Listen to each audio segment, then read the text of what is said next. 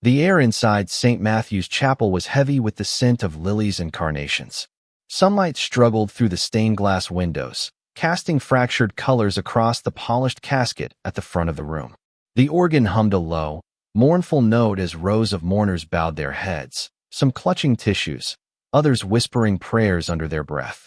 At the very front sat Claire Mitchell, her black veil trembling with every shaky breath she took. At 49, her face bore the strain of grief and exhaustion. Her eyes were swollen and raw from hours of crying, but the tears would not stop.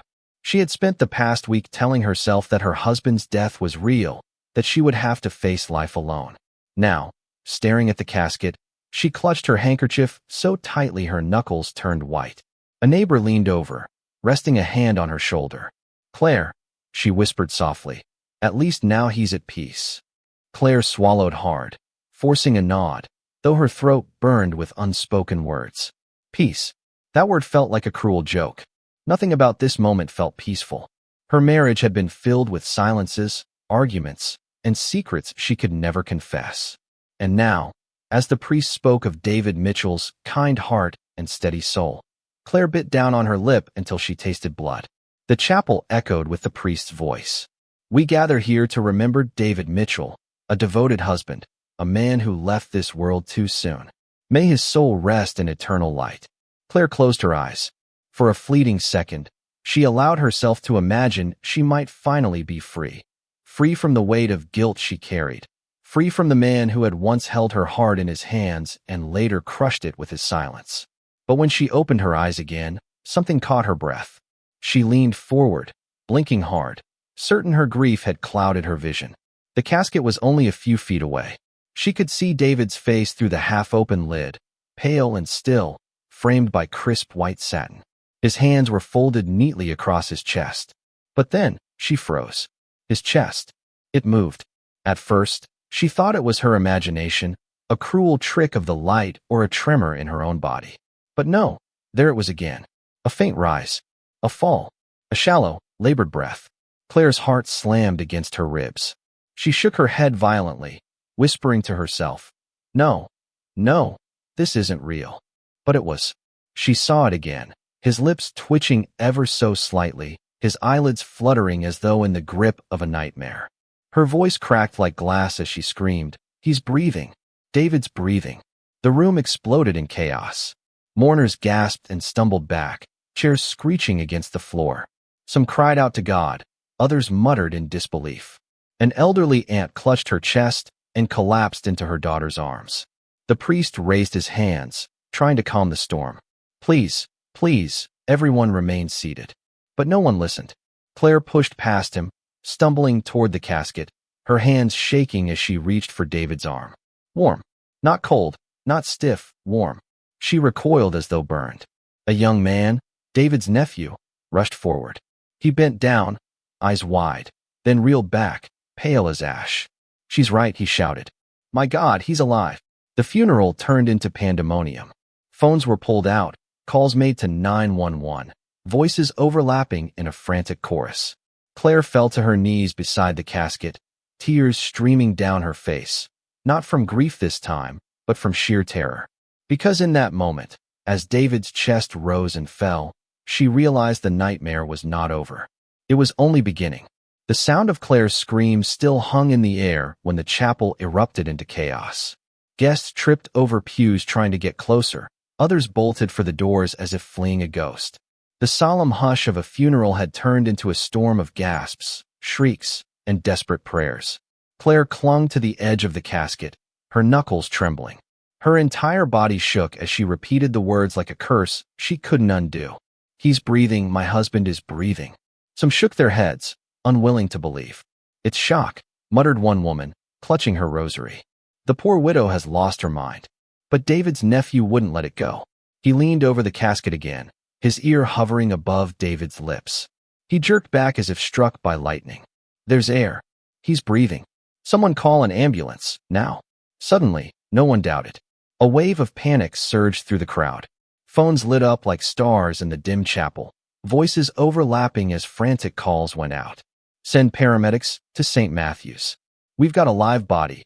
Yes, alive." Two men rushed forward to help lift the casket lid fully. The satin lining shifted as David's chest rose again, shallow but unmistakable. His lips parted slightly, a faint groan escaping like the whisper of a man clawing his way back from the grave. Claire staggered backward, her hand flying to her mouth. She wanted to rejoice, to shout with relief that her husband wasn't gone. But what clawed its way through her chest wasn't joy, it was dread. She remembered every bitter argument, every night of silence, every whispered wish that he would simply disappear. And now here he was, returning from the edge of death. "Please step back." Everyone stepped back. The priest shouted, his voice cracking with fear. He had delivered countless funerals, but never had the dead risen before his eyes. His trembling hands made the sign of the cross as though warding off some unholy vision. The sound of sirens wailed in the distance, growing closer. Moments later, paramedics rushed into the chapel, their red jackets cutting through the black sea of mourners. They shoved the casket lid aside and worked quickly, checking David's pulse, attaching oxygen, speaking in clipped, urgent tones. "He's weak, but alive," one paramedic barked. "We need to move him, now." They hoisted David out of the casket, his limp body hanging between them. His skin was pale, clammy, his suit damp with sweat. But the sight of his chest rising and falling stole the breath of every witness in the room. As they wheeled him out on a stretcher, the mourners parted like waves. Some crossed themselves, others whispered in awe. "A miracle," one man said. "God gave him back." But Claire stood frozen in the aisle, her heart hammering in her chest. She watched her husband's half-dead body disappear through the chapel doors, swallowed by flashing red lights. And in the hollow of her soul, she knew something the others didn't. This was no miracle. This was the beginning of a reckoning. The flashing red lights of the ambulance still burned in Claire's eyes as she stood outside the hospital, her body numb, her mind reeling. Hours ago, she had been a widow, a woman grieving a husband who had died in his sleep. Now she was the wife of a man who had clawed his way back from the grave. Inside the emergency wing, the atmosphere was electric. Doctors and nurses moved quickly, their voices sharp and efficient. David was rushed into intensive care, tubes snaking into his arms, machines humming with life. Claire followed at a distance, her heels clicking on the linoleum floor, every step heavy with dread. A young doctor finally approached her. His face was pale with disbelief. "Mrs. Mitchell, your husband isn't dead. He suffered a cataleptic state, rare, but it can mimic death." His breathing and pulse dropped so low it was undetectable. Claire's lips trembled. "So he was alive? All that time?" The doctor nodded gravely. "It's a miracle he survived." But he hesitated, glancing toward the ICU doors. "We don't know yet how much he heard or felt before we found him." Claire's knees weakened, and she gripped the wall for support. A storm of memories flashed in her mind. The arguments, the late nights, the words she had whispered in another man's arms. "I wish he were gone." She pressed her lips together, praying that if David survived, those words would remain buried in the silence of his coma. But deep inside, she knew silence never lasts. Hours dragged by until night fell. Claire sat rigid in a plastic chair, the antiseptic smell of the hospital making her nauseous. Machines beeped rhythmically from inside David's room. Nurses came and went, checking his vitals, adjusting for lines. Then, just before midnight, it happened. The monitors spiked. A nurse rushed in, calling for help. Claire leapt to her feet, her heart pounding. She pressed her hands against the glass as David's body jolted faintly, his chest heaving. His eyes flickered open, bloodshot, clouded, but aware. Claire gasped. She wanted to run to him, to cradle his face and weep for relief. But something in his gaze stopped her cold. His eyes didn't search the room for comfort. They locked onto her like knives. The room quieted as his lips parted. At first, only a rasp escaped, the dry croak of a man pulled back from death. A nurse leaned close, but David pushed the oxygen mask aside with a trembling hand. His voice, ragged but clear, filled the room. "I heard you." Claire froze. "David, what do you mean?" His face twisted with a weak but bitter smile. "You think I was gone. But I heard everything. Every word. Every wish." His voice cracked, but his eyes never wavered. "You wanted me dead, Claire. You wanted to be free." The blood drained from her face. She shook her head violently, pressing her palm to the glass. "No, that's not true. You were sick. You don't know what you heard." But David only let out a laugh, a hollow, broken sound that sent chills crawling down her spine. "Don't lie to me. I know." The nurse turned to Claire nervously, unsure whether to intervene, but Claire backed away, her chest tight, her heart racing. She thought his death had ended the marriage, had ended the torment. But as she stood in that sterile hallway, Claire realized something terrifying. Her husband had not only returned to life, he had returned with vengeance in his heart. Claire stumbled out of the ICU, her pulse racing, her head spinning. The echo of David's words, "You wanted me dead," rattled in her chest like chains she couldn't shake. She pressed a hand against the cold wall, trying to steady herself, but the sterile hallway seemed to close in around her. Memories clawed their way back, sharp and merciless. She had fought to bury them for months, maybe years. But now, in the silence of the hospital, every shadow whispered the truth. It had started on a rain-soaked night a year earlier. David had come home late, reeking of whiskey, his silence sharper than any insult. Their marriage had long since withered into duty, two strangers under one roof, bound by vows that had lost their meaning. Claire had sat at the kitchen table, staring at her untouched dinner, her chest aching with loneliness. That's when Ethan had entered her life.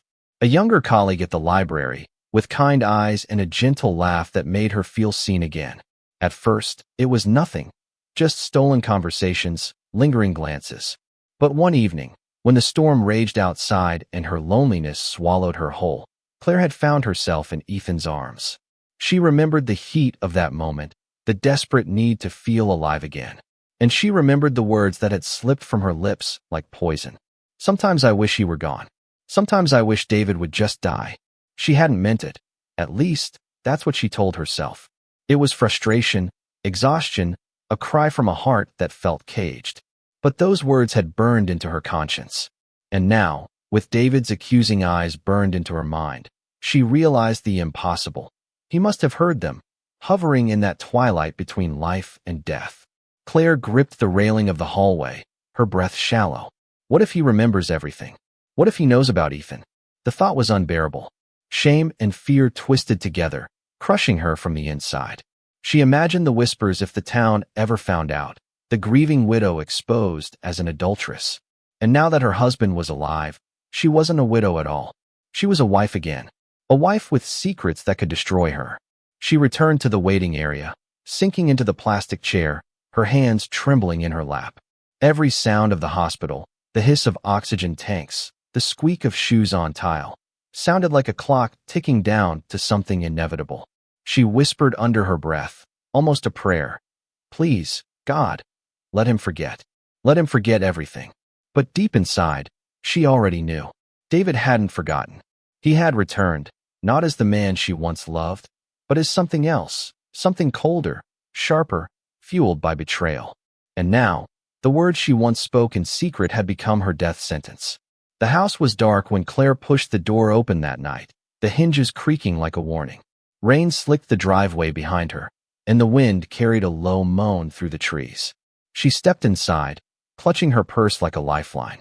Every corner of the house felt foreign, as if the walls themselves had been waiting for her return. She dropped her keys on the counter, but the sound echoed louder than it should have, ricocheting through the silence. The home she once shared with David was no longer a place of comfort. It was a prison filled with shadows. She turned on the lamp in the living room, the soft glow spilling across the photographs that lined the mantel, pictures of her and David, smiling in happier times. Her stomach twisted. Those smiles felt like lies now, plastered masks hiding years of distance and cold nights. She tried to steady herself.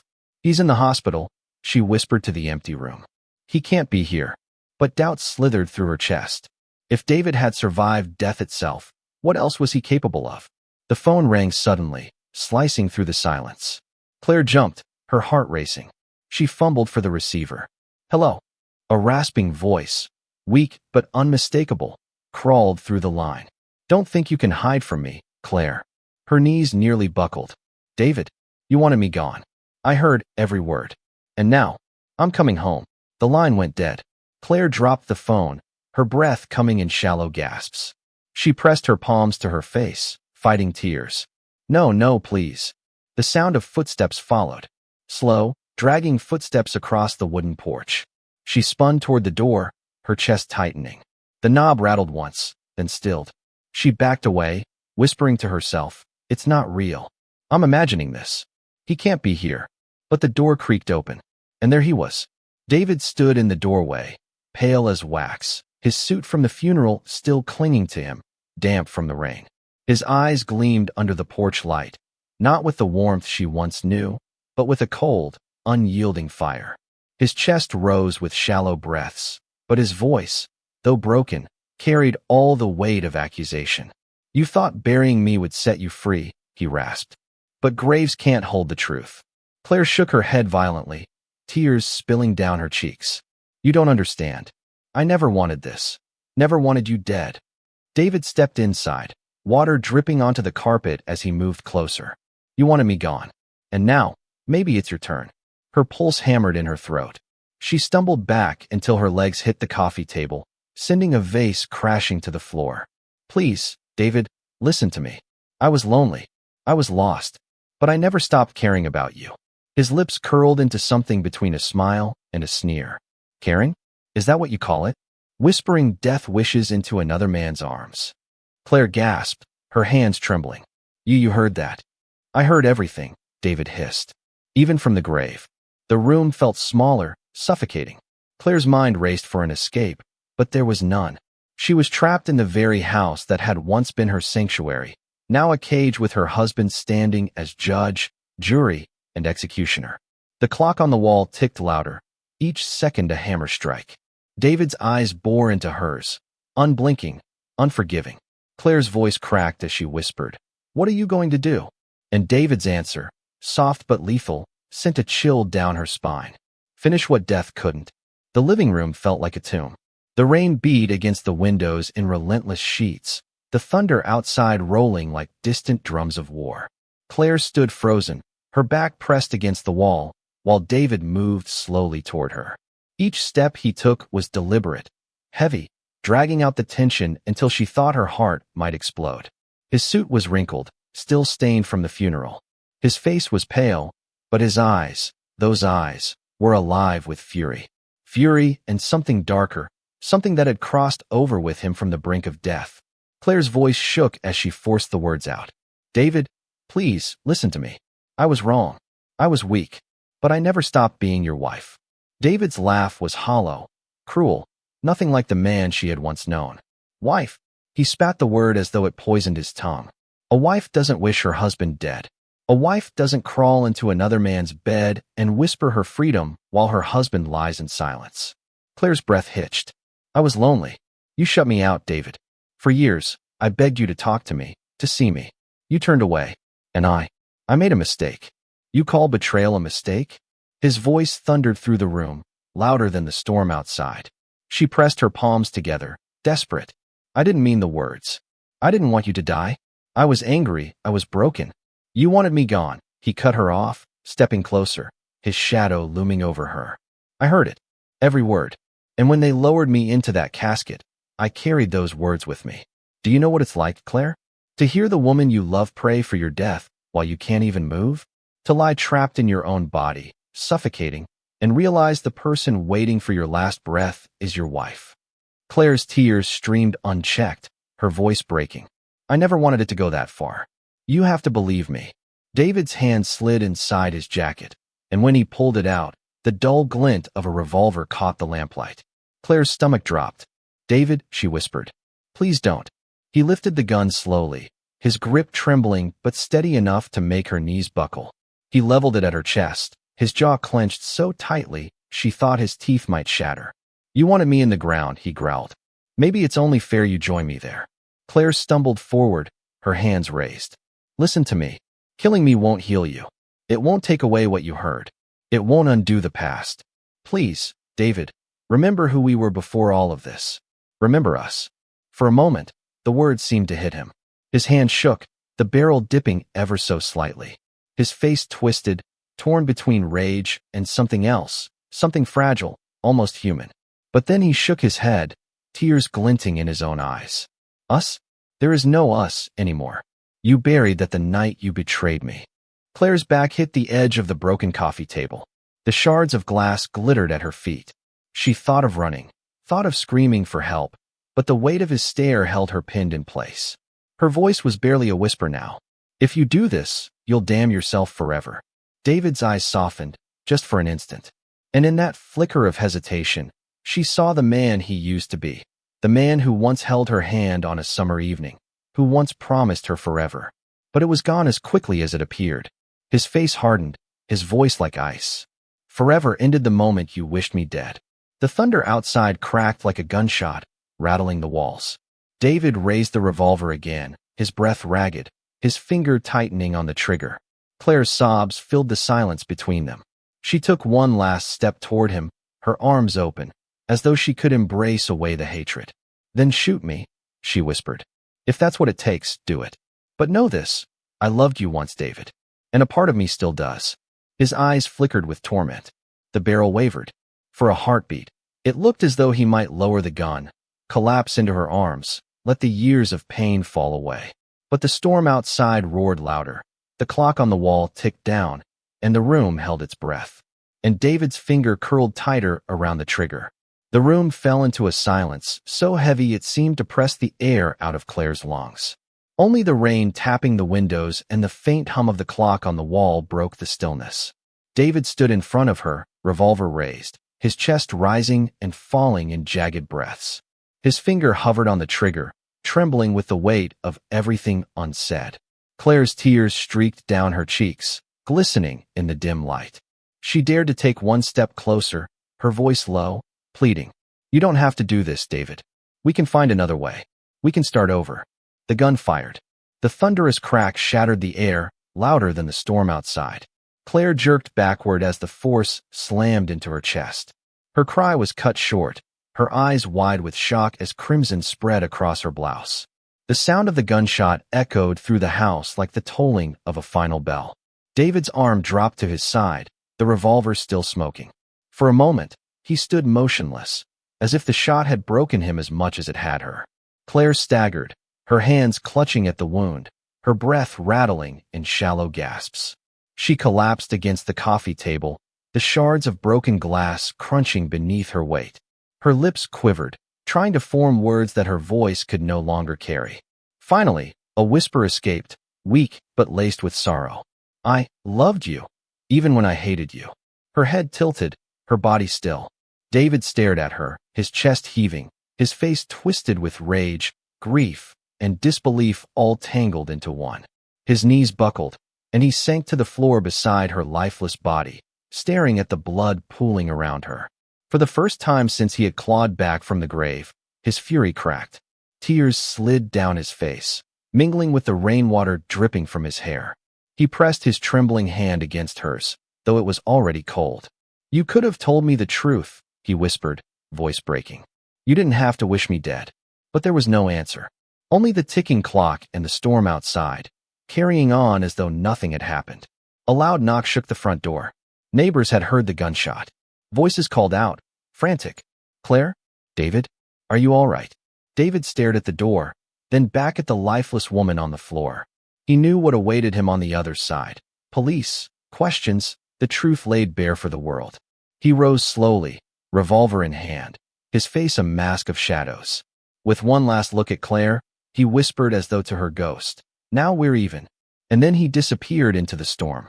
Rain slashed across the windshield of the patrol cars as they tore down the back roads of the small Alabama town. Neighbors had reported the gunshot, and now sirens wailed in the distance, slicing through the storm.